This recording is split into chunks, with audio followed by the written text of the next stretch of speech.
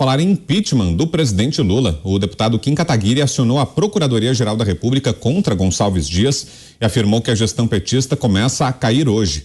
Já Deltan Dallagnol pediu a Lula a exoneração de Gonçalves Dias do ministério. Como dissemos, estava prevista para esta quarta-feira a presença de Gonçalves Dias na Comissão de Segurança Pública da Câmara dos Deputados para prestar esclarecimentos sobre o 8 de janeiro, mas após as imagens serem divulgadas, o ministro cancelou sua ida, apresentando um atestado médico. Mesmo assim, a comissão aprovou convocação e a oitiva deve acontecer em 26 de abril. Começo com você, Roberto Mota. Será, Mota? Tem impeachment a caminho? Brown. Olha, o ministro-chefe, o ex-ministro-chefe, é homem de confiança do governo. Então, essa condição de homem de confiança faz com que algumas perguntas precisem ser respondidas. Por que a segurança do local não foi reforçada? Especialmente considerando-se que um ministro, que também é general, encontrava-se ali. A outra pergunta interessante é por que essas imagens não foram divulgadas antes, apesar de terem sido, pelo que eu sei, requisitadas várias vezes, inclusive pelo Congresso. Por que essas imagens surgiram agora, nesse momento? A outra pergunta, por que várias pessoas foram destituídas dos seus cargos por suposta omissão ou incompetência, ou sofreram até consequências mais graves, e as pessoas que são vistas nesses vídeos não sofreram nenhuma punição?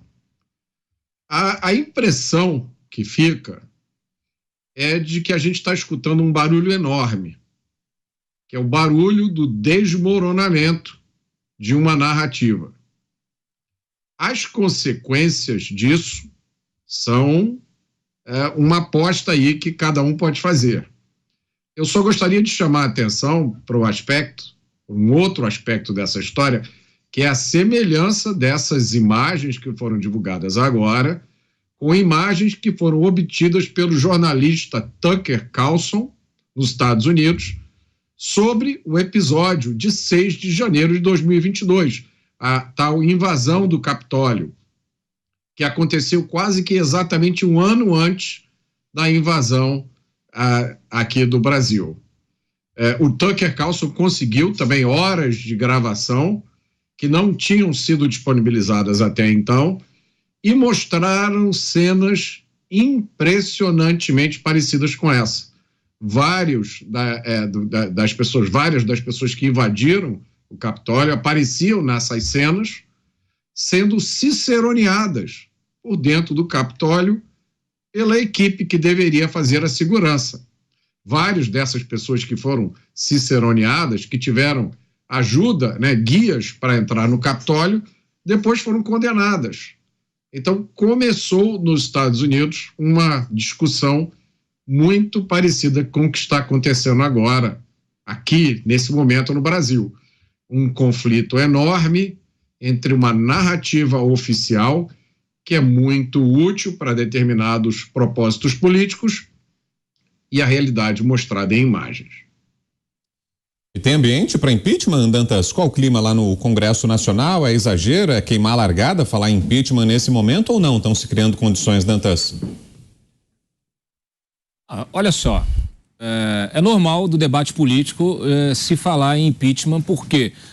Porque quem avalia o que aconteceu com o Gonçalves Dias, quem avalia a postura do Flávio Dino, quem tem um pouquinho de raciocínio lógico, que começa a concatenar os fatos, as imagens novas, aquilo que já se conhece, os documentos, os depoimentos, etc., chega à conclusão de que houve omissão deliberada, provavelmente. Se foi dolosa, se foi culposa, não importa. Essa omissão, que é a de resguardar, o do ato de resguardar os edifícios públicos, as sedes dos três poderes, essa omissão das autoridades, ela é prevaricação e é crime de responsabilidade. E lógico, não tem como Lula dizer, eu não sabia. Hoje não, Não dá mais, Essa conversa fiada acabou. porque nós estamos falando não é de uma pessoa, né? São de várias autoridades. E ele é um sujeito que manda muito, tá? Aliás, ele é o grande, ele faz questão de dizer que quem manda é ele, disse isso até numa reunião de ministros, né? Não quero saber de ninguém anunciando nada, quem manda sou eu. Então tá aí, é normal que se fale disso agora. Mas claro, é preciso ainda ver como é que as coisas vão evoluir. E aí tem uma informação muito interessante, porque assim, se a gente também começa a entender, a fazer uma leitura desses fatos desta semana, recentes, ontem, hoje, a movimentação do governo, para conversar com o Rodrigo Pacheco, para tentar adiar a CPI, essas imagens que naturalmente as autoridades, até para se manifestar, a imprensa, a gente questiona, pede o outro lado, o chamado outro lado. Então, quando você aciona a autoridade, ela já fica ciente de que você tem aquela informação, então ela começa a se movimentar. Então, tudo isso está relacionado. A conversa, a reunião de emergência solicitada pelo Pacheco está relacionada à divulgação dessas imagens que agora derrubam o ministro e colocam o governo na cena do crime lá no 8 de janeiro. Eu tive a informação que também já havia, nesses últimos dias, uma conversa envolvendo alguns partidos aí, até que não são da base, mas que tem gente indicada, que querem fazer uma negociação. São partidos que estão na oposição, mas que tem gente que tem interlocução com o governo. E que nessas conversas, nesses diálogos, surgiu a tese de anistia geral, como uma forma de moeda de troca para que não houvesse CPMI. Veja, essa é uma proposta que naturalmente ela precisa ser validada com o Judiciário, com o Supremo. Ela não é simples de ser colocada em prática, mas só a sugestão dela ela dá o tom da importância que o governo dá para a CPMI, do que essa CPMI pode revelar, do medo que o governo tem dessa CPMI. Tanto é que o que nós estamos observando agora lá no Congresso? O PT, o líder do PT lá na Câmara, o Guimarães, acabou de convocar uma coletiva, a gente estava com a reportagem lá, para dizer o seguinte: nós agora vamos apoiar a CPMI. Olha só que interessante. Aí o Lira convocou o blocão, um dos blocões, para poder conversar, já para negociar apoio à CPMI. A CPMI vai sair, ela já é inevitável, então o PT agora está correndo atrás para dizer que quer, para poder tentar, de alguma maneira, controlar a CPMI, ou se colocar, tentar um cargo ali de relatoria ou de presidência na mesa, colocar gente aliada dentro do corpo da CPMI para poder controlar a CPMI, poder evitar que ela saia da mão. Então o governo está nas cordas. Eu já falei aqui antes, esse governo Lula, ele vai terminar de forma precipitada. E você, Pavinato, o que acha desses pedidos apresentados pela oposição? Eles se justificam? Claro que sim.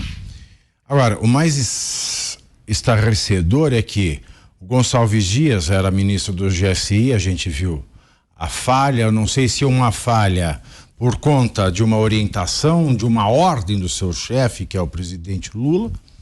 Nós temos Dino, que estava na janela do Ministério da Justiça assistindo tudo isso de camarote, também não fez nada. E o número 2 de Dino no Ministério da Justiça, o Capelli, que foi o interventor do Distrito Federal depois que tudo isso aconteceu. Ou seja, o Capelli, ele foi designado para jogar debaixo do tapete uma sujeira que foi permitida pelo Gonçalves Dias. E agora, com a saída do Gonçalves Dias pelo GSI, assume o lugar dele, aquele que varreu a sujeira para debaixo do tapete.